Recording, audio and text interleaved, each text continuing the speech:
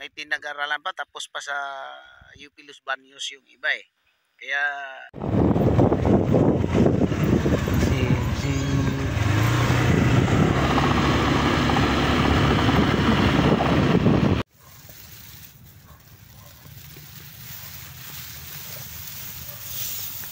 Partner, wala ng tubig. Wala na pala tong tubig. wala ng tubig kasi walang irrigation dito eh. Walang water pump din dito si Kuan. Ano naging rain field dito eh.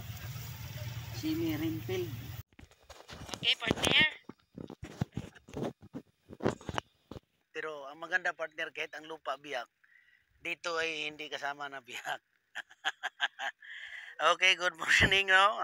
Welcome back to my channel Organic Full Harvest from Ricky Brown, no? So, nandito tayo sa barangay Kawainin, bayan ng Impanta. So, shout outs doon sa mga followers natin, sa mga subscriber, mga ka-farmers. Ay, ang content natin ngayon tungkol doon sa dalawang variety na palay, yung upland rice at saka yung irrigated rice planting. Ito partner kasi, marami na akong mga nakausap na mga farmers na mga veterano na sa mga pagsaka. Especially yung mga may pinag-aralan pa tapos pa sa UP Los Baños yung iba eh. Kaya ang convince talaga nila na pag ang palay na itanim dito sa walang tubig, upland rice talaga. Kasi tulad nito partner na wala na talagang tubig. Nung nagkatubig ito, itinanim ito. Ay wala ng tubig. Ito ay yung dati nakuhaan natin ng 66 sako, yung sa vlog natin kay Edwin Estrebo. Ngayon, isikan na niya ng pagtanim. Pero yung last natin na previous ay 1 month na yun, wala ng tubig. No? Pero nakaharvest siya ng ganon. Ito partner, ang grabing pagsubok.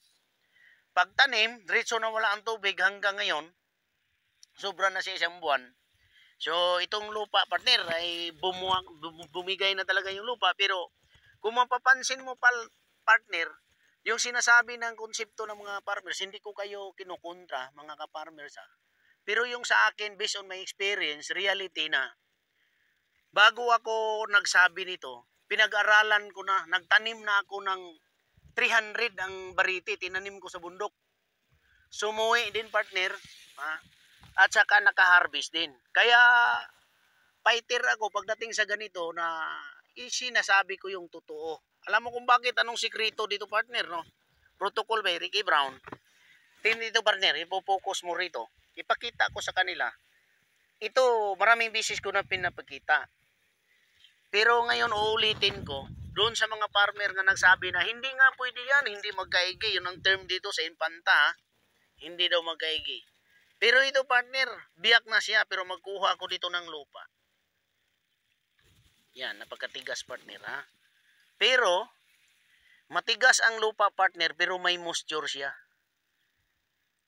Basa pa ang ilalim niya, hindi pa siya marurugi kaya nagsusuwi siya. Ito partner, pag maabutan ito ng ulan, may himala na isang bisis mag-ulan, grabe ito makariak ang palay kasi nababad siya sa init.